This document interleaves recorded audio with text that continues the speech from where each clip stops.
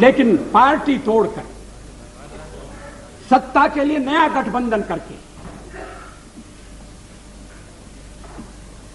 अगर सत्ता हाथ में आती है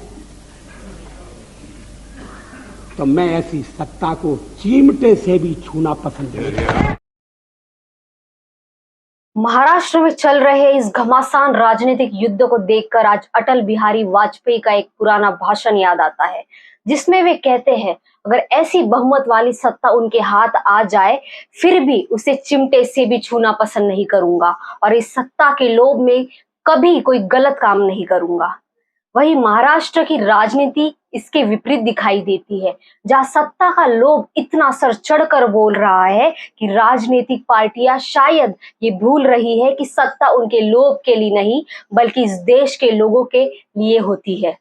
नमस्कार, मैं शीतल खवसे और आप देख रहे हैं WH न्यूज। राष्ट्रवादी कांग्रेस पार्टी में जारी वर्चस्व की लड़ाई में एक नया मोड़ आ गया है। एनसीपी प्रमुख शरद पवार को भतीजे अजित पवार ने राष्ट्रीय अध्यक्ष के पद से हटा दिया है और खुद पार्टी के नए मुखिया बन गए हैं। अजित पवार खेमे की तरफ से चुनाव आयोग को भी इसकी जानकारी दी गई है। बताया जा रहा है कि हाल ही में हुई एनसीपी नेताओं की बैठक में सर्वसम्मति से अजित दादा को एनसीपी का अध्यक्ष चुना गया है। शरद पवार ने आज गुरुवार को नई दिल्ली में एनसीपी की राष्ट्रीय कार्यकारिणी की बैठक बुलाई है। कल यानी बुधवार को चाचा भतीजे का मुंबई में शक्ति प्रदर्शन हुआ। राष्ट्रवादी कांग्रेस पार्टी के अजित पवार और शरद गुट ने मुंबई में बुधवार को अलग अलग बैठक की। अजित गुट ने एनसीपी के 32 विधायकों और 4 एमएलसी के शामिल होने का दावा किया है। अजित ने शरद पवार को सुप्रीमो पद से हटाकर खुद को राष्ट्रीय अध्यक्ष घोषित कर दिया। अजित ने शरद पवार को बढ़ती उम्र का हवाला देते हुए पार्टी की कमान सौंपने की भी मांग की। गुट ने दावा किया है कि 30 जून को मुंबई में कार्यकारिणी की बैठक में शरद पवार को सुप्रीमो पद से हटाने और अजित पवार को चुनने का फैसला हुआ था। एमएटी बांद्रा में हुई बैठक के बाद गुट के नेताओं को बस से होटल में ले जाया गया।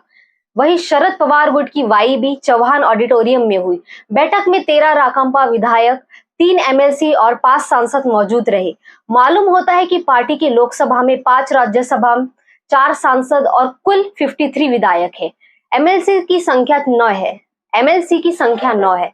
इस बीच अजित पवार ने एनसीपी और चुनाव चिन्ह घड़ी पर दावा करते हुए निर्वाचन आयोग को चिट्ठी भेजी है। हालांकि आयोग को शरद की तरफ से जयंत पाटिल की भी कैविएट मिली है। इसमें कहा गया है कि उन्होंने शिंदे सरकार में शामिल होने वाले 9 विधायकों को आयोग करार देने की प्रक्रिया शुरू कर दी है।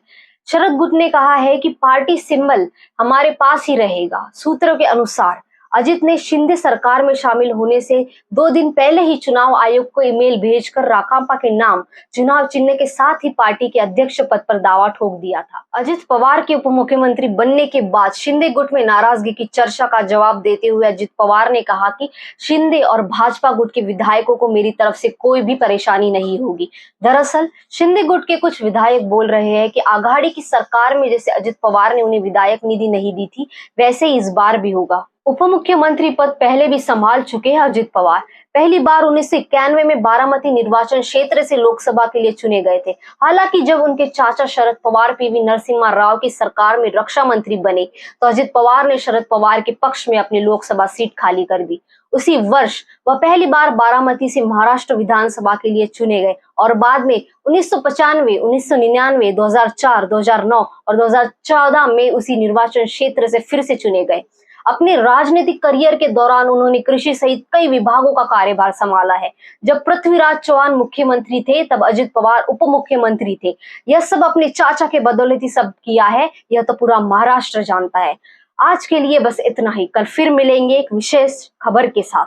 हमारे चैनल को लाइक, सब्सक्राइब अवश्य करें। हमारी रिपोर्ट कैसी लगे कमेंट बॉक्स में अवश्य बताएं। धन्यवाद।